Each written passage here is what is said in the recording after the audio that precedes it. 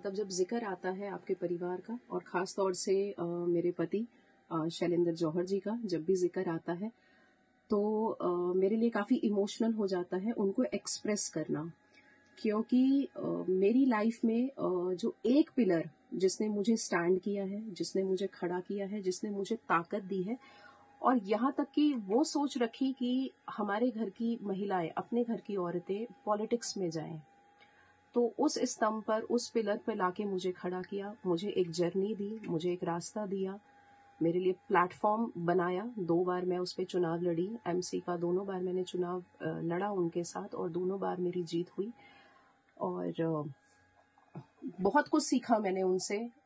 बहुत सारी छोटी छोटी बातें हैं और कैसे लाइफ में स्ट्रांग बन के रहना है, हर परिस्थिति को फेस करना है।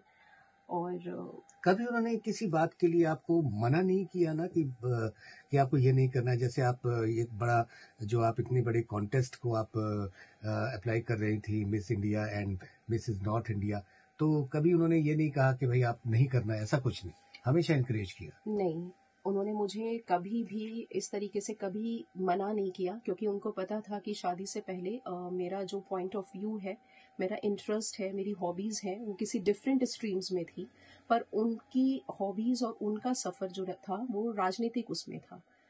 तो उन्होंने हमेशा मुझे मोटिवेट किया है, मेरे सपनों को हमेशा उड़ान दी है, हमेशा मुझे कहा है कि जो आप करना चाहें वो आप कर सकती हैं। और आप यहाँ देखेंगे कि मैंने 2013 में पहला चुनाव लड़ा और मेरा जो आपने ब्यूटी क्वीन का जो नाम लिया, पेजेंट का नाम लिया, वो उसमें मैंने 2017 में, मतलब ये शायद पहली बार ही कहीं हुआ होगा कि पॉलिटिकल लेडी एक ब्यूटी पेजेंट में जाके हिस्सा लेती है।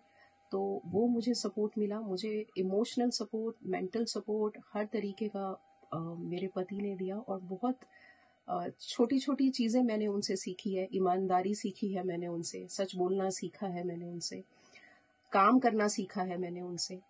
और जहां पर आप हो आपको 100% देना है, मैंने हंसना सीखा है उनसे, मुस्कुराना सीखा है उनसे। और अब याद करके बहुत शायद रोना भी मैं कह सकती हूँ कि रोना भी शायद उन्हीं से ही सीखा है। आपने मेरी शायद बहुत ही कमजोर उस पर बात कर ली है, पर मैं उनसे बहुत प्यार करती हूँ और हमेशा उनसे बहुत प्यार करती रहूंगी।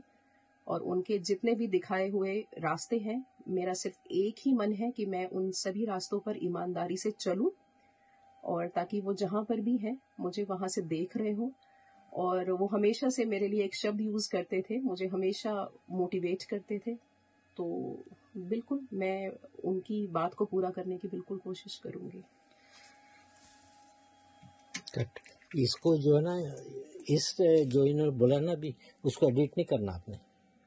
नहीं, जो ये जो है ना शी इज डूइंग इट ना, लेकिन आपने ना थोड़ा सा आपने ये बताना था कि because he is no more, क्योंकि पब्लिक को नहीं पता। We know, you know, public doesn't know that. वो एक लाइन आप बोले आप क्यों मिस करते हो, बिकॉज फिर ये अपने हस्बैंड को आता है। ऐसे पूछ सकते कुछ ऐसा ना, उनके जाने के बाद क्या परेशानी आती है महिला को, आपको नहीं, लेकिन पब्लिक को नहीं पता ना कहाँ गए हैं कि क्या नहीं, वो मतलब पुरुष का होना, पति का होना एक महिला के लिए ये इस लिंक पे करें, अगले लिंक पे क्वेश्चन को। इसी में थोड़ा सा वो टच रहा, क्यों ये इमोशनल चल रहा था ना, तो उसमें थोड़ा सा जो है पूछ लेना कि मतलब पब्लिक को तो नहीं पता ना, ये तो मिस कर रहे हैं, लेकिन क्यों कर रहे हैं। तो बिल्कुल मैं उनकी बात को पूरा करने की बिल्कुल कोशिश करूंगी। Till this moment I felt that he is here. तो बिल्कुल मैं उनकी बात को पूरा करने की दिसंबर मैं लास्ट टू लास्ट जी, तो बिल्कुल मैं उनकी बात को पूरा करने की बिल्कुल कोशिश करूंगी। और आज जब वो इस दुनिया में नहीं है, तो उनके जाने के बाद एक महिला को, मतलब एक पति के जाने के बाद में क्या दिक्कतों का सामना करना पड़ता है? आपका कैसा अनुभव रहा? देखिए, जैसे सभी का रहता है, उनके जाने के बाद बहुत सी ऐसी परिस्थिति आई मेरे ऊपर जो मैं कभी सोच नहीं सकती थी। मुझे कभी नहीं लगा कि मुझे इन सब चीज़ों से निकलना पड़ेगा, और शायद समाज का एक ये रूप भी होता है, जब आप कोई अपने को खोते हैं तो उसके बाद समाज कुछ और होता है। तो वो सब चीजें मैंने देखी हैं, मैंने फेस किया है, और बहुत छोटी छोटी चीजें हैं जो आपका मन दुखाती हैं, और मैंने इन सब चीजों से मैं निकली हूँ। और उनके जाने के बाद लगभग 2 साल का समय, 1.5 साल का समय मैं कहूँगी, बहुत चुनौतियों वाला था, जिसमें मुझे अपने आप को भी संभालना था, जिसमें मुझे अपने बच्चे भी संभालने थे, मुझे अपना परिवार भी देखना था। और जिस काम पे वो मुझे लगा के गए हैं, जहाँ वो मुझे स्टैंड करके गए हैं, मुझे वहाँ पर भी अपना योगदान ईमानदारी से देना था। मैं पीछे हटने की स्थिति में ना तो थी और ना हूँ। तो मैंने बहुत सारे अप एंड डाउन्स देखे हैं। और समाज में क्या है कि समाज जहाँ देखती है कि एक महिला अकेली रह गई है, वो तुरंत खड़े हो जाते हैं आपको गिराने के लिए, आपको दबाने के लिए, आपके नाम का गलत इस्तेमाल करने के लिए, आपको मानसिक मेंटल टेंशन देने के लिए, आपको इमोशनली हर्ट करने के लिए। मतलब समाज पूरी तरीके से आपको तोड़ने के लिए तैयार रहता है। और ये मैं अपने पर्सनल एक्सपीरियंस से बता रही हूँ।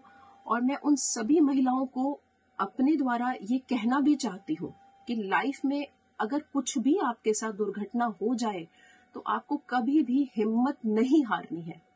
आपको डट के सामना करना है, और समय कभी भी एक जैसा नहीं रहता। तो उस अंधकार में धकेलने की बजाय, अपने आप को उसी में मर्ज करने की बजाय, आपको आगे देखना है। जो आपके अपने चाहते थे, जो आपको खुश देखना चाहते थे, मेरे हस्बैंड हमेशा मुझे खुश देखना चाहते थे, तो उनको मेरी